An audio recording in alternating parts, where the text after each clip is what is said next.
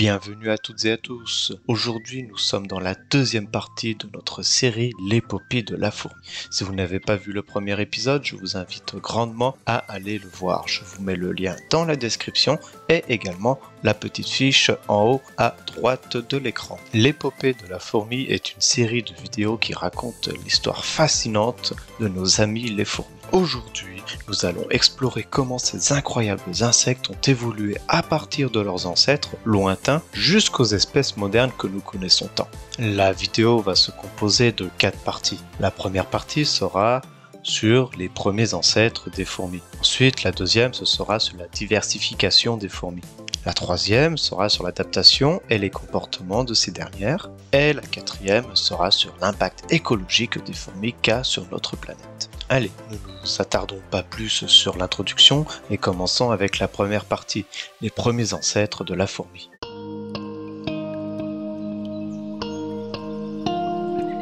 Pour comprendre l'évolution des fourmis, nous devons remonter à l'époque des premiers insectes. Les ancêtres des fourmis étaient des guêpes prédatrices vivant il y a environ 150 millions d'années, pendant le Crétacé. Ces premières guêpes, au fil des années, ont évolué pour former un groupe unique qui a donné naissance aux fourmis que nous connaissons aujourd'hui.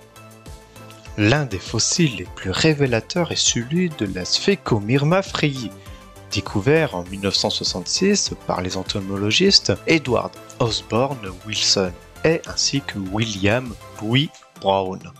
Ce fossile, trouvé dans la Baltique, date d'environ 92 millions d'années et montre des caractéristiques intermédiaires entre les guêpes et les fourmis modernes. Dans la première vidéo de l'épopée de la fourmi, je détaille un petit peu plus cet état de fait. Voilà, dans cette première partie, je vous ai résumé très grossièrement la première partie de l'épopée de la fourmi. Donc là, nous allons passer à la deuxième partie, la diversification des fourmis.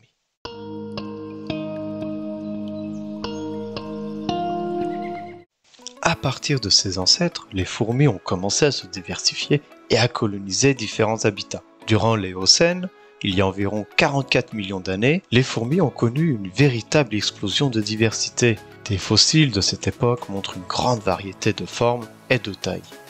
Ces fameux fossiles sont généralement trouvés dans de l'ambre, nous montrent que les fourmis avaient déjà développé des rôles sociaux complexes et des spécialisations au sein de leur colonie.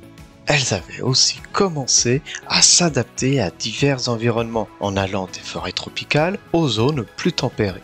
Si vous souhaitez un petit peu plus de détails dans certains points, n'hésitez pas à me le dire en commentaire. Comme ça, je pourrai refaire éventuellement une vidéo afin d'approfondir certains points de la vidéo que j'aurais pu trop survoler. Au passage, je profite de cette petite aparté dans la vidéo afin de vous informer de quelques petites choses sur la chaîne que j'ai remarqué depuis que j'ai repris. Il y a environ 71% de personnes qui regardent mes vidéos mais qui ne sont pas abonnées. Alors je vous invite fortement à cliquer sur le bouton s'abonner afin de ne pas louper les prochains épisodes de l'épopée de la fourmi et afin aussi de ne pas louper les autres vidéos qui sont un petit peu plus classiques comme des suivis d'élevage. Voilà, je mets fin à cette petite aparté et nous allons commencer directement avec la partie 3, l'adaptation et les comportements de nos amis les fourmis.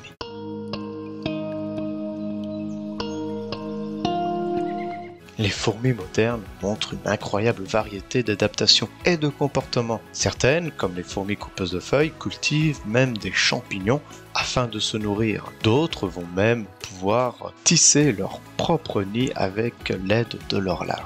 D'autres espèces qui se situent dans les déserts d'Afrique vont même s'adapter à la chaleur étouffante et brûlante du sable. Pour cette espèce-là, je fais une petite vidéo dessus, dans laquelle je vous explique les évolutions de cette espèce incroyable qu'est la Cataglyphis sp. Je vous mets le lien également dans la description et en même temps dans le petit i en haut à droite. Et d'autres, comme les fourmis de feu, sont des prédatrices extrêmement agressives, capables même de former des radeaux vivants pour leur propre survie aux inondations. Comme on peut le remarquer, les fourmis ont des comportements vraiment fascinants et diversifiés. Ces comportements sont le résultat de millions d'années d'évolution. Les fourmis ont développé des systèmes de communication sophistiqués en utilisant des phéromones pour transmettre des messages complexes. Elles ont même été capables de développer des structures sociales hiérarchisées avec les reines, les fourmis ainsi que les soldats. Chaque fourmi d'une colonie a un rôle vraiment très précis dans celle-ci, lié à leur taille, à leur âge et également à la capacité de pondre ou non. Dans cette partie, on a pu remarquer que les fourmis sont capables de choses vraiment extraordinaires. Tout comme nous, les humains, elles sont capables de vivre en société et d'avoir des comportements complexes. Dorénavant, nous allons passer à la quatrième et dernière partie de la vidéo, l'impact écologique des fourmis.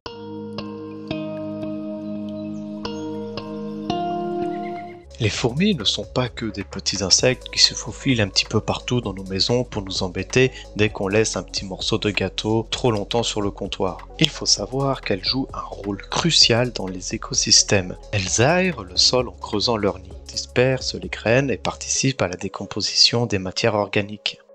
Leur capacité à former des colonies massives leur permet de dominer les environnements où elles vivent, influençant ainsi la structure des communautés biologiques. Au final, les fourmis sont souvent considérées comme des ingénieurs de l'écosystème en raison de leur impact significatif sur leur environnement. Leur succès pour avoir dominé le monde sur pratiquement tous les continents, sauf bien sûr les pôles, est dû à leur incroyable capacité à coopérer et à s'adapter aux environnements, et également aux changements rapides. Aujourd'hui, on a pu voir l'incroyable évolution des fourmis, passant d'une guêpe solitaire à des empires quasiment immortels et pouvant compter plusieurs millions d'individus. De leur humble début en tant que guêpe solitaire à leur émergence comme l'un des groupes d'insectes les plus dominants, les fourmis ont parcouru un énorme chemin d'évolution. Leur évolution témoigne de la puissance de l'adaptation et de la coopération. Dans notre prochaine vidéo, nous explorerons comment les fourmis interagissent avec d'autres espèces et comment elles ont influencé les écosystèmes au fil du temps. N'hésitez vraiment pas à vous abonner pour ne surtout pas manquer l'épisode 3 de l'épopée de la fourmi. Comme vous avez pu le remarquer, je ne peux pas forcément sortir un épisode de l'épopée de la fourmi toutes les semaines, car ceci demande vraiment énormément de travail, beaucoup d'écriture, de recherche, ainsi que de montage. Mais je vais essayer tout de même de vous sortir au moins un épisode tous les derniers vendredis du mois, afin d'être au minimum régulier et que vous ne perdez pas trop le fil. J'ai donc plus qu'à vous dire à vendredi prochain 18 h pour une future vidéo. Cette fois, ce sera sur un suivi d'élevage. Salut tout le monde et tout plein de bonnes choses pour vos fourmis.